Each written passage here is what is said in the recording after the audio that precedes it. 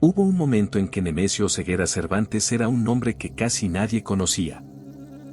Después de 5 hechos específicos, ese nombre se convirtió en el más buscado del hemisferio occidental. No porque el gobierno lo persiguiera más, sino porque él mismo fue dibujando los límites de lo que estaba dispuesto a hacer.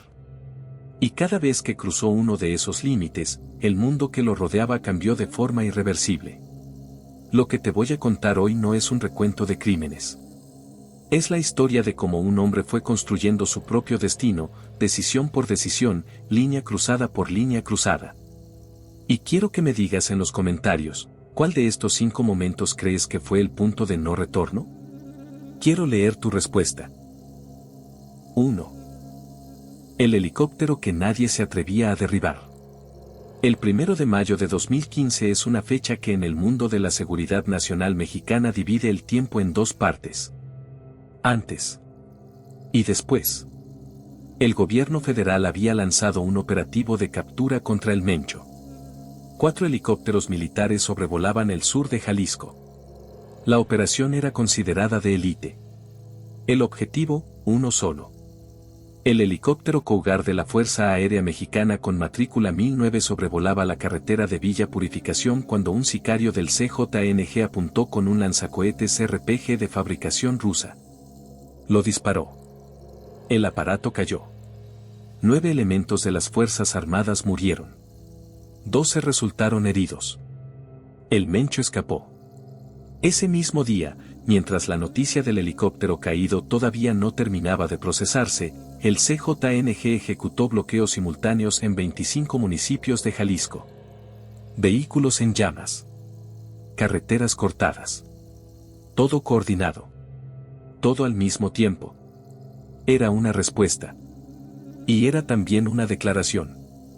Hasta ese día, ningún cártel mexicano había derribado una aeronave militar con artillería de ese tipo.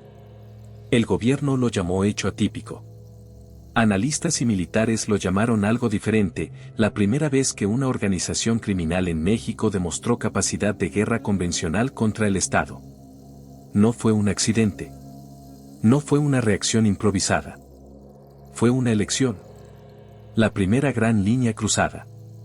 Y desde ese momento, la recompensa por la cabeza del Mencho empezó a subir. Primero 10 millones. Luego 15. No porque lo hubieran atrapado, sino porque el mundo entendió con quién estaba tratando. 2. El influencer que no midió sus palabras. Había algo en Juan Luis Lagunas Rosales que la gente encontraba imposible de ignorar. 17 años. Originario de Villa Juárez, Sinaloa. Criado por su abuela después de que sus padres lo abandonaron. Se fue a Culiacán a los 15 a lavarse los coches para sobrevivir. Y de alguna manera, con un teléfono y una personalidad que no conocía límites, se convirtió en uno de los primeros influencers virales del narco mexicano.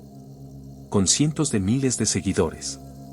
Con el eslogan "Así nomás quedó". Con videos que mostraban un estilo de vida que en los barrios populares de Sinaloa parecía un sueño.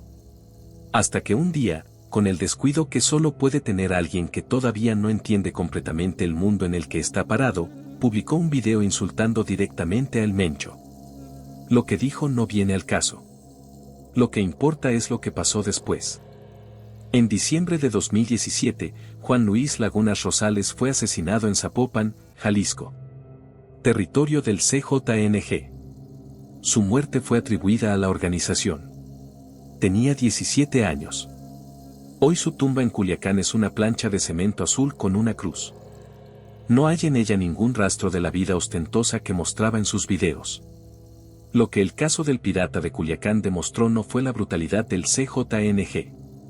Eso ya era conocido.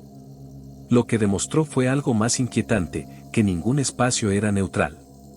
Que las redes sociales, los videos, las palabras pronunciadas frente a una cámara desde la seguridad aparente de tu cuarto tenían consecuencias reales en el mundo real. El Mencho no toleró la ofensa pública. Y esa intolerancia le envió un mensaje a todos los que tenían audiencia en ese país: las reglas del cartel no tienen excepciones de edad, ni de fama, ni de plataforma. 3. La emboscada en el corazón de la capital. Las 6 de la mañana y 38 minutos del 26 de junio de 2020. Paseo de la Reforma. Lomas de Chapultepec. La Ciudad de México. Omar García Harfuch, entonces secretario de Seguridad Ciudadana de la capital, viajaba en su camioneta blindada rumbo a su oficina. Como cualquier otro día. Excepto que ese día no era como cualquier otro. Una camioneta se detuvo en medio del Paseo de la Reforma. De su interior bajaron más de 20 hombres armados. Rifles Barrett calibre .50. Armas largas de grueso calibre. Granadas de fragmentación. Procedentes de Jalisco, Nayarit, Chihuahua, Michoacán, Ciudad de México y al menos un ciudadano colombiano. Reclutados específicamente para esta operación. La camioneta blindada de García Harfuch recibió más de 400 impactos de bala. 400. Murieron 2 policías de su escolta y una mujer que pasaba por el lugar en su vehículo. García Harfuch sobrevivió con 3 heridas de bala, en el hombro, la clavícula y la rodilla.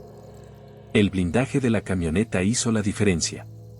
Desde el hospital, aún con vendajes, García Harfuch publicó un mensaje en Twitter: salí de cirugía, estoy bien. Nuestra nación tiene que continuar haciéndole frente a la cobarde delincuencia organizada. Y responsabilizó directamente al CJNG. 14 personas fueron sentenciadas eventualmente por este atentado. El presunto autor intelectual, José Armando El Vaca, identificado como jefe de sicarios del CJNG en Tonalá, Jalisco, fue detenido.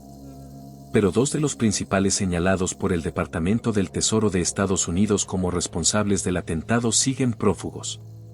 Lo que cambió con este atentado no fue solo la seguridad del secretario de Policía de la capital. Fue la percepción del espacio público en México. El CJNG había mandado un comando armado al centro de la ciudad más grande del país. A una de sus avenidas más emblemáticas. En plena mañana. A atacar al jefe de la policía frente a cámaras de videovigilancia, frente a testigos, frente a todo. Eso no es violencia oculta. Es violencia exhibida. Es un mensaje que dice, podemos llegar a cualquier lugar. Y si podemos llegar aquí, donde no podemos llegar. 4. Los 5 que nunca volvieron. El 11 de agosto de 2023, 5 amigos de toda la vida decidieron ir a la Feria Municipal de Lagos de Moreno, Jalisco. Se llamaban Roberto Carlos Olmeda Cuellar, Diego Lara Santoyo, Uriel Galván González, Dante Cedillo Hernández y Jaime Adolfo Martínez Miranda. Tenían entre 19 y 22 años. Eran amigos desde la infancia. Roberto estudiaba ingeniería industrial en el Centro Universitario de Lagos. Se reunieron antes en el Mirador de San Miguel. Y ahí los vieron por última vez.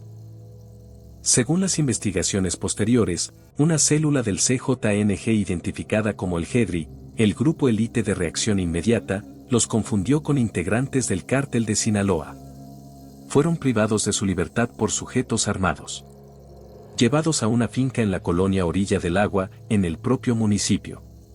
Allí fue grabado un video que circuló en redes sociales y que le rompió el corazón al país. Un video que mostraba a los jóvenes maniatados y con los ojos vendados. La Fiscalía de Jalisco encontró la finca. Aseguró 5 teléfonos celulares que estaban enterrados en un rincón, cubiertos con fierros y ladrillos. Encontró también una ladrillera en la comunidad La Troye con restos humanos calcinados en su interior. A 2 años de su desaparición, los peritos del Instituto Jalisciense de Ciencias Forenses no han concluido los estudios para confirmar si esos restos corresponden a los 5 jóvenes. Oficialmente, siguen sin ser localizados. Rogelio el comandante Roy, identificado como líder de la célula responsable, fue detenido. 4 subordinados suyos también. 5 personas vinculadas a proceso. Pero los jóvenes no aparecieron. El caso de Lagos de Moreno cruzó fronteras. Lo publicaron medios internacionales. Conmovió al país de una manera distinta a como lo hacían los grandes atentados. Porque no eran funcionarios. No eran rivales del cartel. Eran 5 amigos que iban a una feria. Y eso fue lo que más dolió. que bastaba con estar en el lugar equivocado a la hora equivocada para desaparecer del mapa sin explicación y sin regreso. 5. El rancho que guardaba lo que nadie quería encontrar. El 5 de marzo de 2025, un colectivo de búsqueda llamado Guerreros Buscadores de Jalisco encontró algo que cambió la manera en que muchos mexicanos entendían cómo opera el CJNG. En el municipio de Teuchitlán, Jalisco, dentro de un predio de 10.000 metros cuadrados conocido como Rancho Izaguirre, hallaron lo que las autoridades y los investigadores comenzaron a describir como un centro de reclutamiento, adiestramiento y de presunto exterminio. 400 prendas de vestir esparcidas en el terreno. Restos óseos calcinados. Estructuras con láminas para práctica de tiro. Obstáculos de llantas. Instalaciones de adiestramiento militar. El predio ya había sido cateado por las autoridades en septiembre de 2024, sin que se realizaran las diligencias ministeriales mínimas correspondientes. El titular de la Fiscalía General de la República, Alejandro Gertz Manero, señaló públicamente a la Fiscalía Estatal por omisiones. Lo que el Rancho Izaguirre representó no fue un hecho aislado. Fue la confirmación de algo que los colectivos de búsqueda en Jalisco llevaban años señalando, que el CJNG había construido una infraestructura sistemática de desaparición. No improvisada. No reactiva. Planificada. Con lugares específicos para reclutar. Para entrenar. Para retener. Para eliminar. Y para borrar cualquier rastro. Jalisco registra más de 15.000 personas desaparecidas hasta febrero de 2025. El primer lugar nacional. Y el Rancho Izaguirre fue la imagen que le puso un rostro concreto a esa cifra abstracta. No es que no se supiera que el CJNG operaba así. Es que hasta ese 5 de marzo de 2025 no se había visto con esa claridad el lugar físico donde ocurría. Y cuando las buscadoras entraron a ese rancho y encontraron esas 400 prendas de ropa esparcidas en la tierra, lo que sintieron no fue asombro. Fue reconocimiento. Porque cada prenda tenía un nombre detrás. Y ellas ya sabían que ese nombre existía. 5 hechos. 5 momentos en los que Nemesio Oseguera Cervantes eligió ir más lejos de lo que ningún capo en México había ido hasta entonces en ese aspecto específico. Y cada vez que cruzó una de esas líneas, el mundo que lo rodeaba cambió de forma permanente. El helicóptero le mostró al Estado que el CJNG podía pelear de tú a tú con las Fuerzas Armadas. El pirata de Culiacán le mostró al mundo entero que no había espacio neutral, ni edad, ni fama que te protegiera. El atentado a García Harfuch le mostró a la capital del país que la violencia del cartel podía llegar a su corazón en plena mañana. Los 5 jóvenes de Lagos de Moreno le mostraron a las familias ordinarias de México que bastaba con estar en el lugar equivocado. Y el Rancho Izaguirre le mostró al país que detrás de cada desaparecido había una infraestructura. Un sistema. Una decisión institucional de desaparecer personas. El Mencho fue abatido el 22 de febrero de 2026 en un operativo federal en Tapalpa, Jalisco. Llevó más de 20 años construyendo lo que construyó. Y lo que construyó no desapareció con él. Las 400 prendas del Rancho Izaguirre todavía no tienen todos sus nombres. Las ladrilleras de Lagos de Moreno todavía no dieron todos sus secretos. Y los 5 amigos que fueron a una feria aquella noche de agosto de 2023 todavía no aparecen. Si llegaste hasta aquí es porque este tipo de historia te importa. No como espectáculo. Como realidad. Estos 5 hechos no los encontrarás juntos en ningún otro lugar contados de esta manera. Con este contexto.